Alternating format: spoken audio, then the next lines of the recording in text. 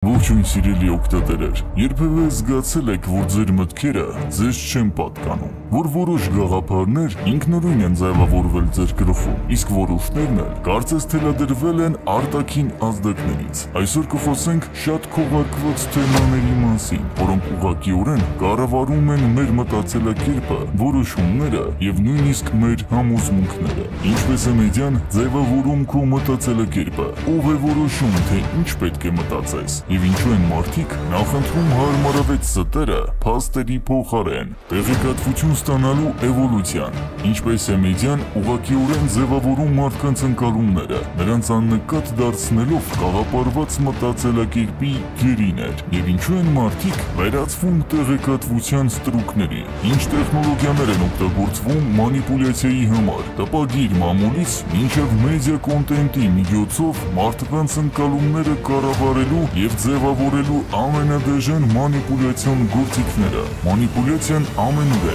ինչպես հասկանալ, որ մանիպուլացվում եք եւ խուսափել դրանից։ Դե ինչ, սկսենք։ Ինչպես է մեդիան ձևավորում քո մտածելակերպը։ Մեդիան վաղուց վերածվել է ոչ միայն տեղեկատվության աղբյուրի, այլև գաղափարների, կարծիքների ու հասարակական տրամադրությունների գլխավոր ճարտարապետի։ Այն ազդում է մեր ընկալումների, որոշումների եւ անգամ արժեքների վրա։ Այն ձևավորում է ուշադրության շրջանակը, որոշելով թե ինչի մասին պիտի մտածենք, ինչ անտեսենք եւ ինչ ընկալենք որպես առաջնահերթություն։ Հաճախ մենք չենք գիտակցում, որ մեր մտքերը պայմանավորված են այն թեմաներով, որոնք ամենից հաճախ դիտում ենք մեդիայի դաշտում։ Մեր հետագիտակցությունը արձագանքում է կրկնվող տեղեկատվությանը առանց մեր ակտիվ մասնակցության։ Եթե ինչ-որ գաղափար պարբերաբար ներկայացվում է տարբեր աղբյուրներով, ուղեղը սկսում է այն ընկալել որպես փաստ, նույնիսկ եթե այն իրականության հետ կապ չունի։ Տեղեկատվական ֆոնը ստեղծում է կարծրատիպեր, որոնք հետո ընդունվում են որպես հանրային նորմ։ Այն, ինչ ժամանակին ընկալվում էր որպես ծայրահեղ կամ անսովոր, մեդիայի շարունակական ազդեցության շնորհիվ դառնում է մասսայական մշակույթի մի մաս։ Ես միշտ իմ մոտ մարդկանց ասում եմ. շատ մի դիտեք ոչ մի մաս մեդիա, կլինի դա հեռուստացույց, թե սմարթֆոն։ Ձեր ուղեղը չի կարող մրցել այդ վիզուալ պատկերի հետ։ Վառ գույներ, պարզ տեսարաններ, հետաքրքիր ձայնային լուծումներ ու կտրվելն անհնար է։ Տեսողական ու հուզական ազդեցությունները վճռորոշ են մարդուն էկրանից այն կողմ չթողնելու համար։ Այն ձևավորում է ոչ միայն մեր ընկալումը, այլև մեր վերաբերմունքը։ Շատ դեպքերում մենք ավելի շատ ազդվում ենք տեղեկատվության ներկայացման ձևից, քան դրա բովանդակությունից։ Տեղեկատվության մատուցման արագությունը նույնպես լուրջ դեր է խաղում դրա ընկալման վրա։ Կոնտենտը այնքան հագեցած է, որ մարդիկ ժամանակ չունեն ստուգելու ամեն լուրի աղբյուրը։ Արդյունքում նրանք ստիպված են լինում արագ ընտրել, թե ինչին հավատալ, ու հենց այս արագության մեջ է թաքնված մանիպուլյացիայի ուժը։ Այս ամենի արդյունքում մեր իրականությունը դառնում է ոչ թե փաստերի, այլ մեդիայի կողմից ստեղծված պատկերի արտացոլանքը։ Մենք սկսում ենք մտածել տրամադրված օրակարգի սահմաններում, հաճախ չհասկանալով, թե ինչու ենք որոշ թեմաներ կարևոր համարում, իսկ մյուսները անտեսում։ Տեղեկատվություն ստանալու էվոլյուցիան։ Եկեք միասին մի փոքր հետ գնանք ժամանակով ու տեսնենք ինչպես է փոխվել մարդկանց կողմից տեղեկատվություն ստանալու ձևերը։ Սկզբում մարդիկ հիմնականում կարդում էին թերթեր եւ ամսագրեր։ Տպագիր մամուլը միակ աղբյուրն էր, որտեղից մարդը կարող էր իմանալ, թե ինչ է կատարվում աշխարհում։ Դա ստիպում էր կենտրոնանալ ու նաեւ խորամիտ լինել, վերլուծել տվյալ նյութի մանրամասները։ Բայց հետո եկավ հեռուստատեսությունը ու հետաքրքիր ձայներով, հաղորդավարներով մարդիկ սկսեցին լսել ոչ թե այն, ինչ կարևոր էր, այլ այն, ինչ գրավիչ էր։ Լուրերն սկսեցին մրցել ռեյտինգների համար, փաստերի փոխարեն ավելի շատ մատուցելով սենսացիա, սակայն անգամ հեռուստատեսությունը շատերի համար դեռ երկար էր։ Մարդիկ հարմարվեցին պատրաստի տեղեկատվությանը եւ եկավ ինտերնետային հեղափոխությունը։ Երբ ի հայտ եկավ YouTube-ը, աշխարհը շուռ եկավ։ Այստեղ մարդիկ կարող էին դիտել ինչ ուզում են երբ ուզում են, ինչպես ուզում են։ Մարդիկ սկսեցին դիտել վերլուծական նյութեր, երկար հարցազրույցներ եւ փաստավավերագրական ֆիլմեր։ Դրա շնորհիվ ձևավորվեց մի սերունդ, որը սկսեց ստանալ մեծ թվով տեղեկատվություն եւ սկսեց խորանալ փաստերի մեջ, զարգացնելով մտածողության բարձր մակարդակ։ Բայց այս ամենը երկար չտևեց։ TikTok-ը մտավ շուկա իր մեգա կարճ վիդեոներով ու գրավեց շուկան։ Ուղեղը չէր դիմանում այս դոֆամինային ռմբակոծությանը։ 5-ից 10 վայրկյանանոց տեսանյութեր, գունավոր տեքստեր, բարձր ձայն ու բում։ Դու այլևս չես հասկանում, ինչպես անցավ 2 ժամը։ Ուղեղը սովորում է, եթե 10 վայրկյանում չի զվարճանում, թերթում է մյուս տեսանյութը դիտելու։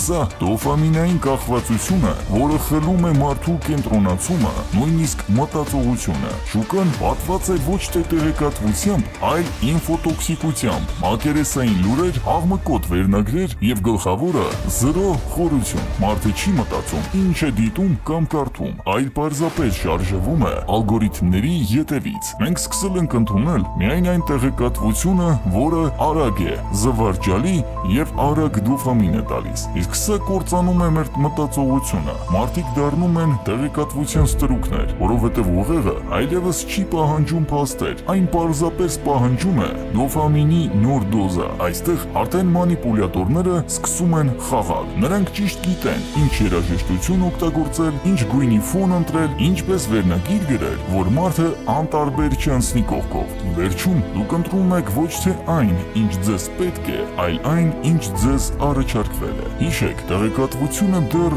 գիտելիք չէ։ Գիտելիքը վերածվում է ուժի, երբ մենք սկսում ենք մտածել։ Ինչ տեխնոլոգիաներ են օգտագործվում մանիպուլյացիայի համար։ Մտածում ես, որ մանիպուլյացիան ուղղակի խոսքեր են, ոչ սիրելիս։ Մանիպուլյացիան գիտական, տեխնիկական եւ իրական խաղ է, որի մեջ ամեն ինչ մտածված է, սկսած տարի չափից, ավարտված ձայնի հաճախականությամբ։ Եկեք տեսնենք, որտեղից սկսվեց խաղը մեր գիտակցության հետ։ Մանիպուլյացիան տպագիր մամուլում սկսվեց կիրառվել շատ բուռն կերպով 1920-ական թվականներին։ Առաջին հայացքից թվում է, թե ինչ կա թերթում կամ ամսագրում մանիպուլյացնելու համար, բայց իրականում հենց այստեղից է սկսվում ամենապինդ կոդավորումը։ Տպագիր մամուլում գոյություն ունի հատուկ տպագրական ձևավորում, որի նպատակն է ազդել ընթերցողի ենթագիտակցության վրա։ Գրվող տեքստում որոշ տառեր հատուկ ձևով էին ներկայացվում, փոքր-ինչ տարբեր հաստությամբ, բարձրությամբ կամ իբր պատահաբար ընդգծված։ Առաջին հայացքից սովորական տեքստ էր, բայց երբ ուշադիր նայում ես, տառերի համադրության մեջ սկսում ես ընթերցել բառեր, որոնք ուղեղը կարդում է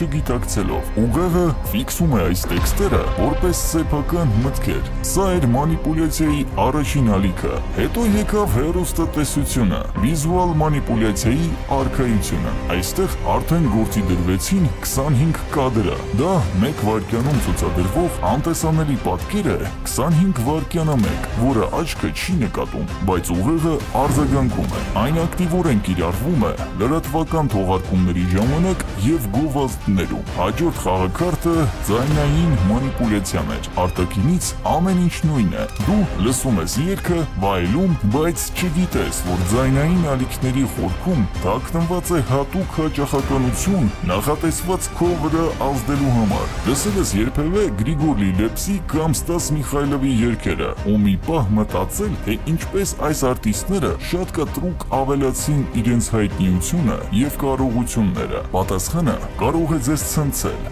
Գրիգորի Լեպսի նախկին պրոդյուսեր Եվգենի Կոբիլյանսկին խոստովանել է, որ Լեպսի երգերում տեղադրվում էին հաճախականություններ, որոնք ընկնում էին 6.66-ից 7.83 հերցի միջակայքում։ Սրանք ազդում են ուղեղի ալիքների վրա, առաջացնելով էյֆորիա, սիրո ու կապվածության արհեստական զգացմունքներ։ Իսկ ամենահետաքրքիրն այն է, որ դա արվել է հատուկ սարքերով, որի սկզբանե ստեղծված էր Իգոր Սմիրնովի կողմից ՌԴ պետական անվտանգության կոմիտեի համար։ Հետագայում այս սարքից սկսեցին օգտվել ոչ միայն պետական ապարատի օղակները, այլ նաև շոու բիզնեսի ներկայացուցիչները։ Այս տեխնոլոգիան կոչվում է հոգեազդիչ սարք կամ փսիխոտրոննայե առուժը։ Այն կարող է ազդել մարդկանց վրա առանց կոնտենտի փոփոխության։ Մի փոքր ինֆրաձայն եւ մարդիկ դադարում էին ագրեսիվ լինել։ Սոցիալական մեդիայի մանիպուլյացիան Եթե մինչև այժմ մանիպուլյացիան եղել է մամուլի էջերում, հեռուստատեսության եթերում կամ ձայնի միջոցով, ապա հիմա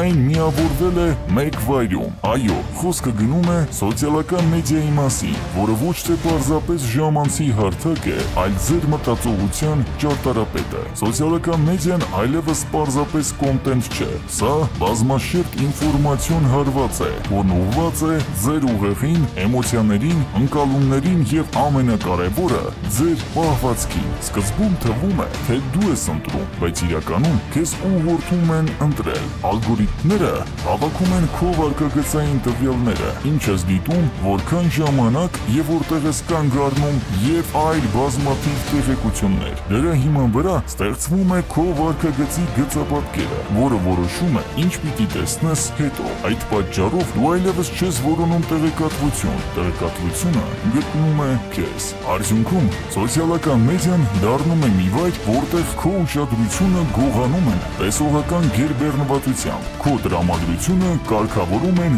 ձայնային ազդակներով, քո կարծիքը ձևավորում են բովանդակությամբ, իսկ վերջում քեզ առաջարկում են իրականություն, որը դու չես ընտրել, բայց հավատում ես, որ դա քոնն է, ու դու նստած մտածում ես։ Վերջին վիդեոն եմ նայում ու հեսա դուրս գամ, բայց հետո թերթում ես հաջորդ տեսանյութը և մյուսը, ու այսպես շարունակ։ Իսկ ինչպես դուրս գալ այս ցանցից, ինչպես խուսափել մանիպուլյացիայից։ Եթե զգացել ես, որ քո ուշադրությունը, որոշումներն ու տրամադրությունը հաճախ որոշվում են ոչ թե քո կողմից, այլ արտաքին ազդակներից, ապա արդեն մեկ քայլ առաջ ես։ Բայց հարցն այն է, ինչպես դուրս գալ այս ցանցից։ Ահա մի քանի իրական մեթոդ, որոնք կարող են պաշտպանել քեզ մեդիա գրողներից։ Սահմանափակիր գադջետներից օգտվելու ժամանակը։ Խոսքը ամբողջությամբ չօգտվելու մասին չէ, այլ միայն հասկանալի չափաբաժնի մասին։ Օգտագործիր հատուկ հավելվածներ կամ ֆունկցիաներ, որոնք թույլ են տալիս տեսնել որքան ես օգտագործում սմարթֆոնը և որոշակիորեն սահմանափակիր դա։ Փակիր ծանուցումները։ Նույնիսկ մեկ փոքր ծանուցում կարող է խախտել միտքդ, ուշադրությունդ և վերադարձնել քեզ ալգորիթմի ներս։ Պարբերաբար մաքրիր ծանուցումները, որոնք քո փոխարեն որոշում են ինչին ուշադրություն դարձնես։ Վարժեցրու դատողությունդ։ Մանիպուլյացիայի գլխավոր հակաթույնը քննադատական մտածողությունն է։ Հարց տուր ինքդ քեզ, ում է պետք, որ ես սա լսեմ, ով է շահում իմ ուշադրությունից, ինչու է սա հենց հիմա իմ առաջ։ Մինչև չհարցնես, գիտակցումը չի սկսվում։ Երբ միայն կարդում ես վերնագրերը, երբ նայում ես կարճ վիդեոներ, ուղեղդ սովորում է մակերեսային մտածել, բայց երբ սկսում ես կարդալ կամ դիտել երկար տեսանյութեր, ուղեղդ վերադառնում է վերլուծության ռեժիմի։ Լռության դադարներ տուր ուղեղիդ։ Անընդմեջ ինֆորմացիոն գերծանրաբեռնվածությունը փակում է ինքդ քեզ լսելու հնարավորությունը, և միտքը սկսում է աշխատել հենց այն պահին,